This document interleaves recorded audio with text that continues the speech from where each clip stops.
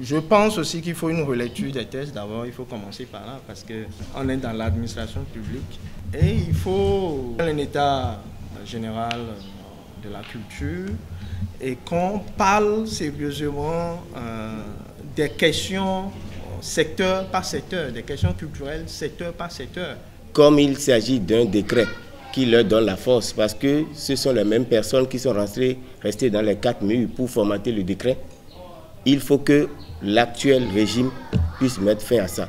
Et pour le faire, c'est des lobbying, c'est des relations qu'il faut tisser. Et déjà, j'aurais souhaité que le ministre qui va prendre service tout à l'heure à 16 h puisse déjà avoir sur sa table demain une demande d'audience de cette réunion-là ou bien avec un petit rapport pour nous rencontrer et mettre ça dans ses priorités. Moi, je crois que le combat que nous devons faire, tout de suite, démontrer toutes nos intelligences là, ça va nous disperser. Le premier combat, c'est que cet arrêté doit être arrêté. N'allez même pas loin sur les gars du ministère parce que ceux-là que nous voulons combattre ne dorment pas. Ils sont aussi intelligents que vous. Le premier combat et le seul que moi je vois là, il n'y a même pas cherché loin, c'est de faire évaporer.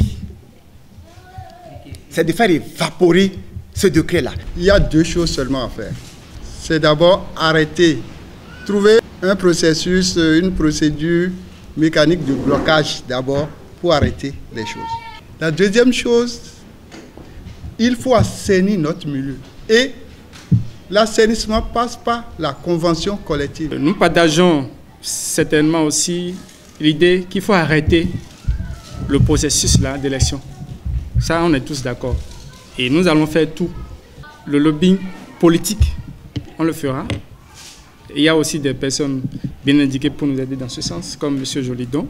La première chose que moi je crois, c'est que le décret que nous avons ici, le décret n'a pas été respecté par ceux qui l'ont conçu. Le décret a prévu que le ministre de tutelle doit prendre l'arrêté d'application 3 mois avant l'échéance du mandat en cours, ce qui n'a pas été fait. Donc, en réalité, on ne doit même pas se plaindre beaucoup. On leur donne ça là déjà pour leur dire, d'abord, vous n'avez pas respecté le décret.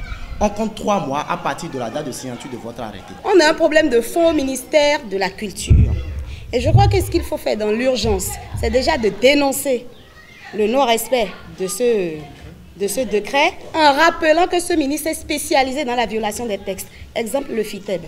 Je crois qu'il faut le faire parce que, bon, ça ne peut pas continuer. Je crois qu'il faut qu'on cultive les vraies valeurs et qu'ensemble, avec ce mouvement, on puisse aller vers le ministre, qu'on lui propose des choses dans l'espoir qu'il nous comprendra. J'ai lu son CV. J'espère qu'il va nous écouter et qu'il pourra nous accompagner dans ce nouveau départ. Première action, je vais être direct. Allons déjà dire la vérité au ministre pour arrêter ce processus et que nous discutions entre nous tous. Parce que le vrai problème des acteurs culturels, ça va arriver. Je ne participe souvent pas aux réunions parce que là, on est là on parle. On va aller rencontrer le ministre là. Ça veut dire qu'il y a déjà 2 camps. Je fais partie de ceux qui ont dit, si on prend un acteur culturel à la tête du ministère de la Culture, c'est un échec.